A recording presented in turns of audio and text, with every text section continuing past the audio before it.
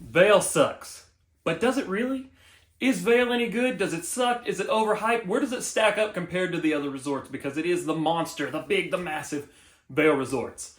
Let's dive into it and find out. So Vail Resort is 2.5 hours drive from Denver if you fly into the Denver airport, or if you have a little bit more money, you can spend a little bit more and you can fly down from Eagle Airport, and it makes it only a 35-minute drive. Vail is the largest ski resort in Colorado and the 4th largest ski resort in North America, with just over 5,300 acres of skiable terrain. Within that 5,300 acres, you have 195 runs, so there is literally runs for everybody. You've got 31 chairlifts ranging from regular chairlifts, older chairlifts, tow ropes, T-bars, everything up to gondolas that have heated seats and Wi-Fi's. They have everything you can look for in a chairlift. And on average, Vail receives 354 inches of snowfall per year. So Vail is the most visited ski resort in North America. So don't go on a weekend. We've all seen the pictures on a Friday, Saturday, Sunday. If you go to Vail, lines are going to be massive. It's best enjoyed on a weekday, Monday through Thursday. If you can, Friday gets a little bit worse, and then the weekends just don't go. It looks really bad from what I've seen, and anybody I've talked to said they do not recommend going on weekends. But one good thing that I can say from our experience is that the terrain is so massive because there is so many skiable acres. Even with those high crowd numbers, you can still go and find some powder stashes in the trees if you're willing to go the extra distance and look for it. And we got there late on the day we got there, and we still were able to get some fresh lines. They had like 1 to 2 inches overnight, so not a lot of snow, but a little bit. We were still able to go and find some fresh snow earlier in the day. Now, one of the great things about Vail, with its massive amount of terrain, I think there is truly terrain for everybody, for all skill levels. I think more families are going to enjoy the front side of the mountain more because the front side features a lot more beginner and intermediate terrain. Now, there is some black diamonds on the front side, but the majority of your more advanced terrain is going to be found in the back side of the mountain, in the back bowls of Vail. One thing that I did really like about the layout of the front side was if you're traveling with people that are of different skill levels in your party, there's a good blend of terrain like right in one area. And so you can kind of ride trails that are literally side by side or kind of intertwine with one another, and you can be on one of the more advanced trails while maybe somebody in your party sticks to a more green-blue trail. And you can still kind of intersect, it's like you're riding together, but you're able to ride on different parts but still be together, if that makes sense. We found that there was plenty of good signage. It was really easy to navigate the mountain, really easy to get around, as well as they had a lot of good places to post the lift times, whether it be on big TVs or screens, or if you have the Epic Mix app on your phone. We utilize that a lot to be able to try to avoid the crowds as much as possible. And the good thing is there's so many chairlifts. If you get down to the bottom, typically there's multiple options of chairs that you can take, and we would just go to the chair that had the lower wait time of the two. That way we were able to get more laps to maximize our day. Now, the front side of Vail is really fun. We really enjoyed it. But to me, what really makes Vail special is the amount of bowl terrain that Vail has to offer. You have Game Creek Bowl, which is going to have a lot more intermediate runs. It's the easiest bowl at Vail. You don't have to go as far out of the way to get to it. We did a couple laps here, but then we went on to what's really special, the crown jewel of Vail, the legendary back bowls. To me, what really sets Vail apart and what really makes it kind of up its game, to me, the part that I enjoy the most, has to be the legendary back bowls of Vail. The legendary back bowls make up over 70% of those skiable acres at Vail. The terrain is just so massive and vast, and even in these video clips, it just doesn't do justice just how wide and expansive this area is. The people, when you're going down on a bowl, if you're on one side and there's people on the other, they just look like little tiny dots. It is so vast. There's so much terrain here, and this is truly the area that makes me want to come back to Vail. I want to spend multiple days exploring all the different areas of the back bowls.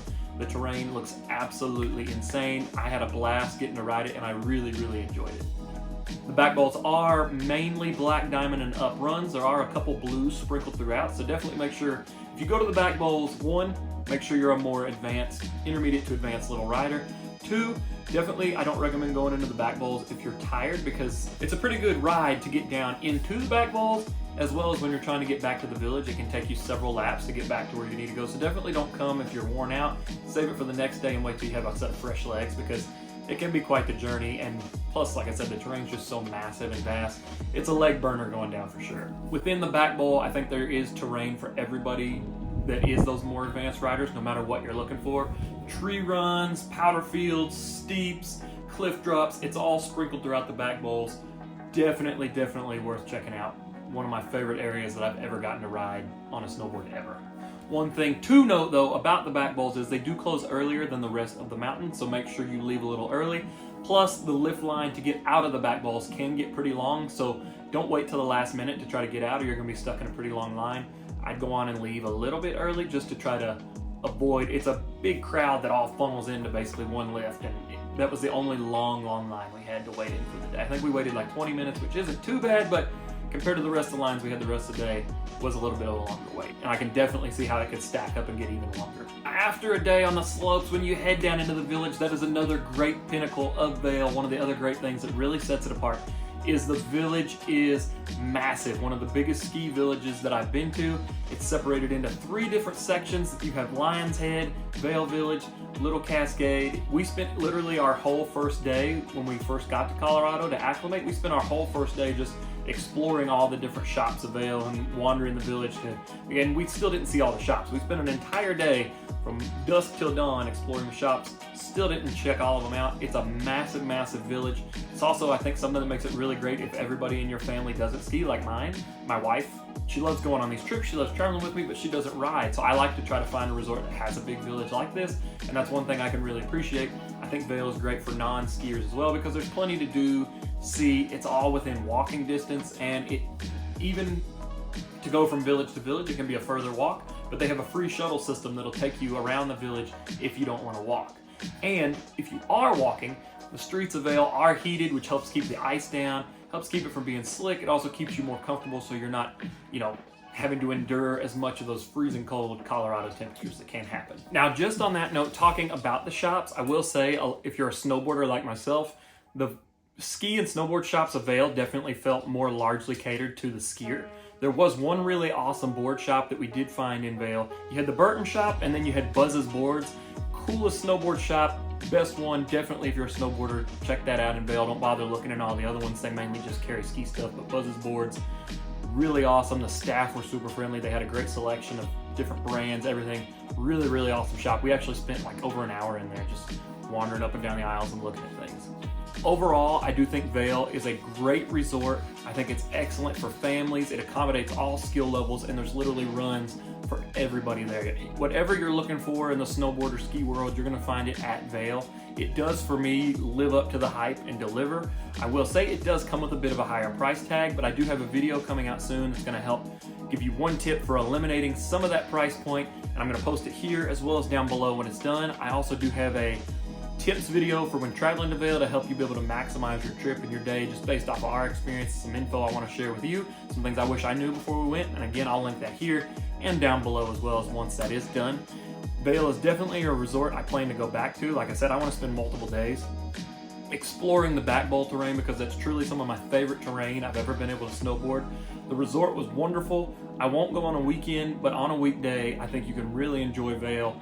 It really is special.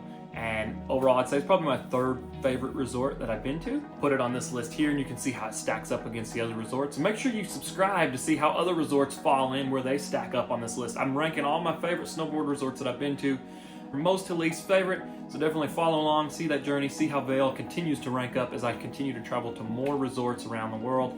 So to best sum it up, to answer the question, does Vail suck? As far as the resort's concerned, no. Absolutely really enjoyed the resort, truly lived up to the hype, and we had a blast riding it. If you do have any questions or comments about Vail or anything Vail related, leave those for me below and I'll do my best to help you out and get you an answer. I respond to every single comment that I get, so leave those below if you need anything. Thank you guys for taking the time to watch this. I hope you found this video helpful. If you did, please smash that like button. It's going to really help me out. I'm Alex from Boards, Bikes, and Hikes. Hope to see you all in the next one soon, and hope if you're going to Vail, you enjoy your trip.